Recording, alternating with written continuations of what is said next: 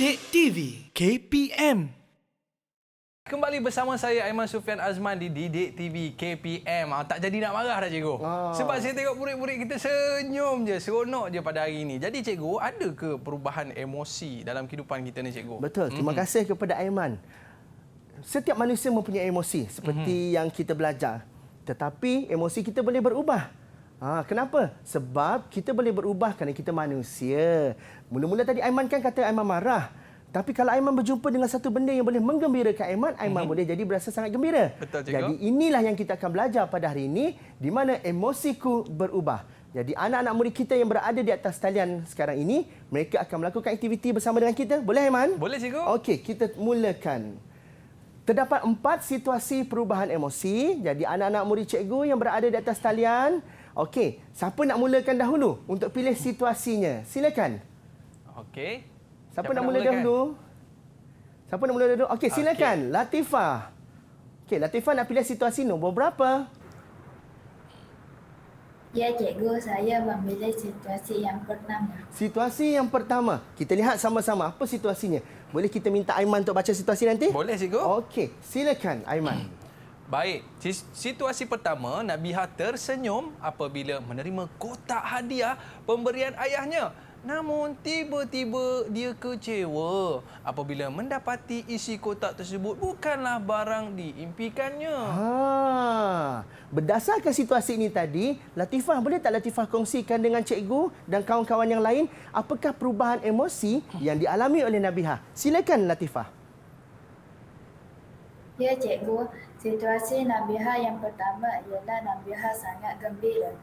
Situasi kedua ialah Nabihah sangat kecewa kerana Nabihah tidak dapat barang yang dia impikan. Mula-mula tadi seronok sebab dapat kotak hadiah ni. Buka-buka rupanya tak dapat apa yang dia nak. Jadi dia berasa sangat kecewa. Berlaku perubahan emosi di situ daripada gembira kepada kecewa. Nak tanya dengan Latifah. Latifah, pernah tak Latifah melalui situasi seperti ini? Tidak, cikgu. Oh, tidak. Jadi apa yang Latifah nak, semua Latifah dapat. Semua Betul. dapat. Bagus. Terbaik untuk Latifah. Yeah. Kita bagi 1 bintang untuk Latifah, Aiman. Silakan. Wow. Okey, cikgu. Bintang-bintang bersinar hari ini. Yalah, kadang-kadang nak mainan. Betul. Tapi dapat benda lain, cikgu. Betul. Okey. Seterusnya, kita pergi kepada situasi yang seterusnya. Okey. Siapa nak pilih situasi dia? Silakan. Mercy. Senyum di situ. Okey, silakan Mercy. Pilih. Saya memilih situasi yang ketiga. Situasi ketiga. Kita tengok sama-sama. Okey, silakan Aiman. Okey, situasi ketiga, Ramesh tersenyum lebar apabila melihat gambar kenangannya bersama-sama dengan ahli keluarga tercinta. Namun, air matanya tiba-tiba mengalir laju apabila terpandang wajah abangnya. Dengan intonasi suara tu tahu dah apa perasaan terakhir dia. Boleh Mercy kongsikan dengan cikgu dan rakan-rakan apakah perubahan emosi yang dialami oleh Ramesh? Silakan. Ya, saya cikgu. Pada mulanya, Ramesh berasa gembira melihat ahli keluarganya.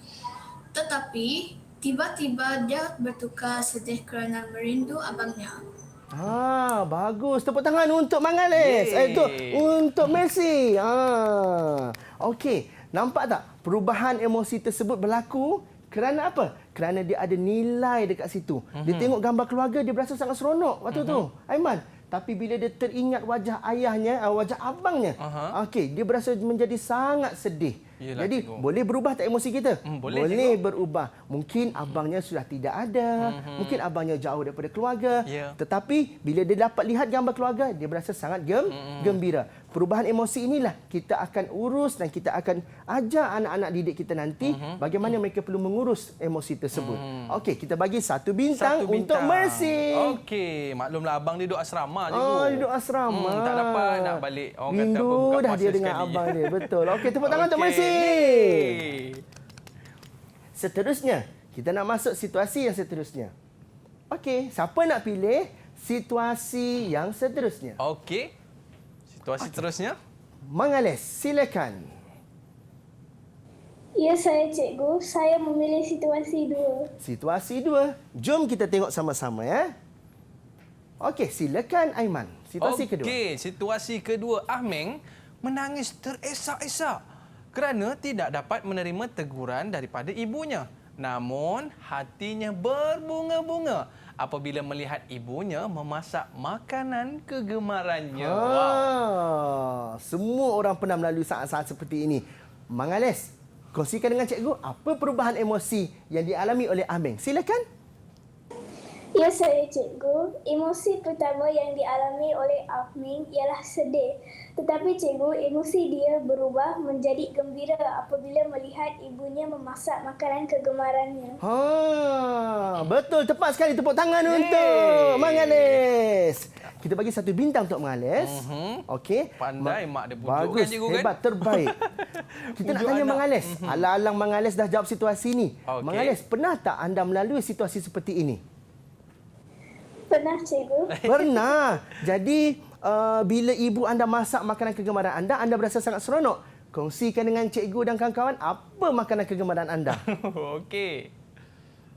Ya saya cikgu, makanan kegemaran saya ialah sup ayam. Wow, sup sup ayam.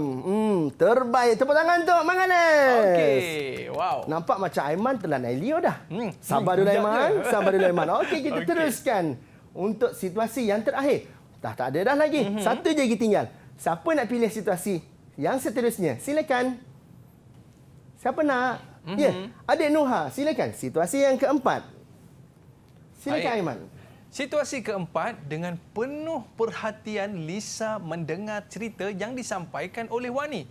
Tiba-tiba air muka Lisa berubah apabila cerita tersebut seolah-olah merujuk tentang dirinya. Nampak situasi ini, Nuha? Okey, boleh Nuha kongsikan dengan cikgu apakah perubahan emosi yang dialami oleh Lisa? Silakan.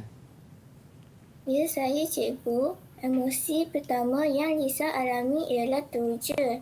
Tetapi emosinya berubah menjadi sensitif apabila dia berasa seolah-olah kawannya bercakap tentang dirinya. Jadi dia berubah apabila dia merasakan orang bercakap tentang dirinya. Dekat situ kita nampak rupanya Lisa ni dia sensitif. Jadi kita nak tanya kepada Nuha. Nuha, apa yang Nuha faham dengan perkataan sensitif dalam situasi seperti ini? Apa dia Nuha?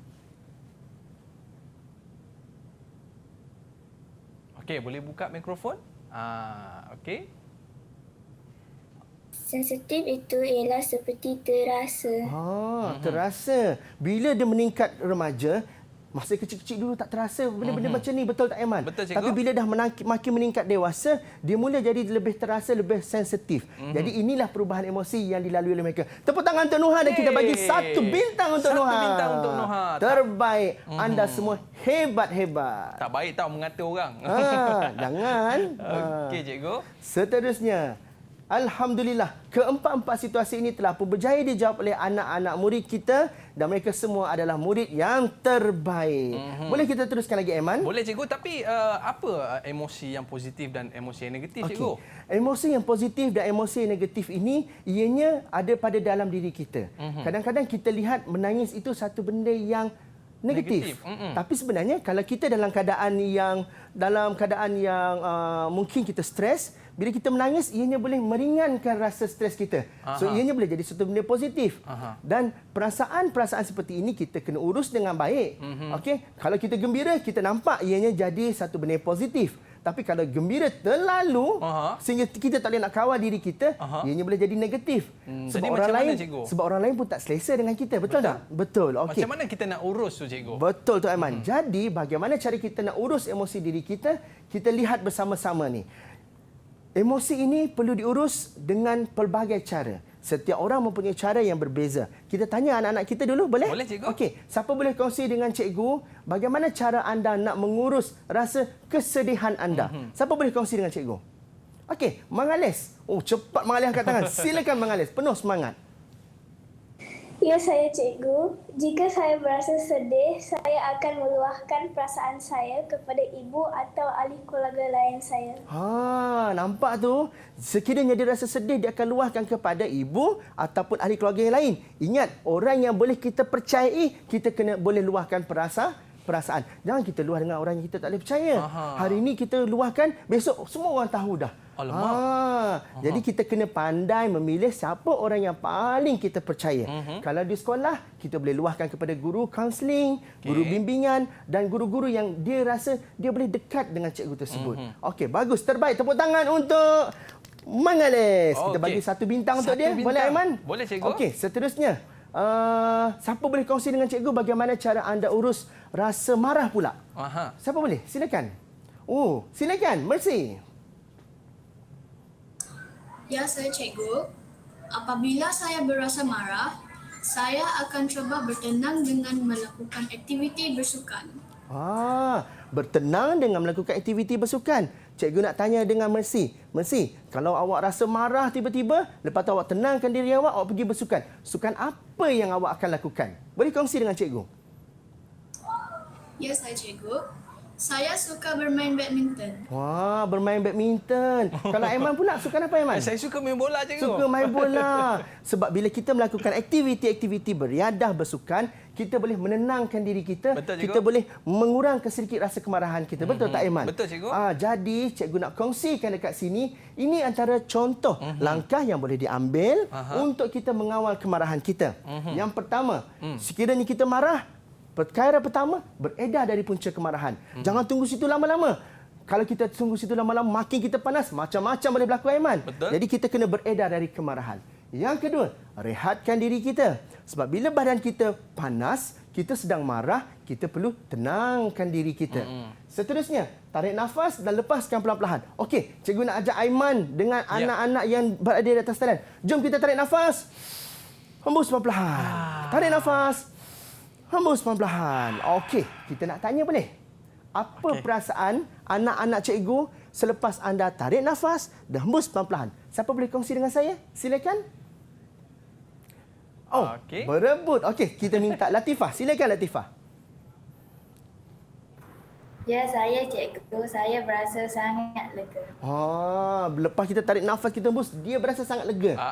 Itu adalah salah satu cara kita untuk kawal kemarahan kita. Okey, seterusnya cikgu nampak Nuha tadi angkat tangan. Nuha, kongsi dengan cikgu. Apa Nuha rasa? Ya, saya cikgu. Saya merasa tenang selepas menarik nafas. Berasa tenang. Bila tenang, benda yang panas, mestilah kita kena cari benda yang sejuk untuk menyejukkan badan. Betul, cikgu. Jadi dengan tarik nafas, kita akan jadi lebih tenang. Jadi murid-murid kita dah jawab soalan ini dengan betul, cikgu. Kita nak bagi bintang ke? Boleh, kita boleh bagi bintang untuk mereka. Silakan. Okey, baik, cikgu. Anda semua memang hebat, terbaik. Jadi ini di antara cara untuk kita nak mengatasi contoh langkah yang boleh diambil ketika mengawal kemarahan, cikgu. Okey, mungkin ini satu perkara yang cukup baik bila mana kita dapat mengawal kemarahan, cikgu. Apa kesan positif kalau kita dapat mengawal kemarahan, cikgu? Okey. Terima kasih, Aiman. Apabila kita dapat mengawal kemarahan kita dengan baik, bermakna kita boleh menunjukkan tingkah laku yang baik. Kalau kita tak boleh kawal kemarahan kita dengan baik, mungkin kita akan melakukan luar daripada benda yang tak sepatutnya yang kita tak ingini. Jadi penting untuk kita kawal kemarahan kita. Sebab marah ni, semua orang pernah marah. Aiman pernah marah? Oh, saya pernah marah. Tadi baru marah, cikgu. Jadi Aiman, kalau Aiman marah, apa cara yang Aiman buat untuk kawal kemarahan Aiman? Saya akan ambil uduk, cikgu. Sebab cikgu sebut tadi, panas kan? Dia kena sejuk balik. Betul, tepat sekali Aiman. Itulah setiap orang mempunyai cara masing-masing untuk mengawal kemarahan. Dan kena ingat, setiap apa yang berlaku sebenarnya ada hikmah. Hikmah-hikmah inilah nanti kita kena sedar bahawa okey, saya marah. Kalau saya tak bertindak dengan cara yang betul, mungkin boleh menyebabkan perkara lain berlaku. Betul. Jadi kita perlu ingat berfikiran positif itu di mana-mana saja kita berada. Kalau contoh kita marah kepada seseorang, mungkin kita marah kerana perasaan kita tak suka kepada dia. Tetapi bila kita berfikiran positif, setiap orang mempunyai kelemahan masing-masing. Betul. Setiap orang ada cara masing-masing. Kita kena belajar saling menerima antara satu sama lain. Yang paling penting, cikgu, bertenang. Bertenang. Okey, kita bertenang sekejap. Kita bertenang dulu. Kita akan kembali selepas ini di Didik TV KPM. Jangan ke mana-mana. Didik TV KPM